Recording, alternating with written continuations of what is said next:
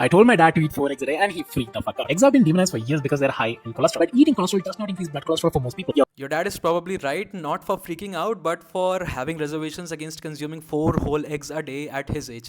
See, the argument that dietary cholesterol does not contribute to blood cholesterol levels is wrong on so many levels, and I'm going to explain you here why. This meta-regression analysis from 2019 showed that even at modest intakes of 200 mg of cholesterol, let's say, which is found in one egg, seems to increase LDL cholesterol for hyperresponders. Sure, there are outliers, and for hyperresponders, dietary cholesterol doesn't seem to increase LDL cholesterol.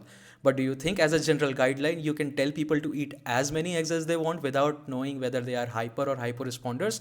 Your gut has two receptors, one to pull cholesterol in and one to push it out. The cholesterol in eggs is esterified, meaning it's too big to enter through that receptor. Only a small amount gets de-esterified and enters the system, and it's not enough to matter for most people. This is again false and biochemical half-truth, because the cholesterol in eggs does start out as esterified form, but the moment it hits your small intestine, the enzymes break it down into free cholesterol, which is taken up by your intestinal cells for further transportation. The difference between this going in and out basically what constitutes someone as hyper or hyporesponders.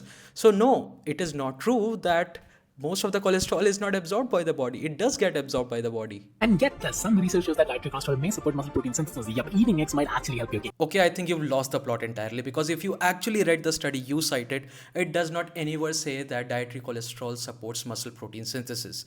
In fact, the authors themselves say that they found no difference between egg whites and the eggs in any of the known anabolic regulators.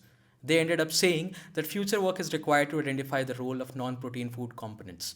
I mean, if you actually read the study, you would know that. See, I've been consuming 4 to 5 eggs for the past few years, and there seems to be no problem in my recent blood work as well, which is why I can keep on consuming that many amount of eggs. But for someone who does not know his blood profile, especially the lipid profile, and someone who can be a hyper responder, it is not generally a good idea to include a lot of cholesterol rich food, especially eggs.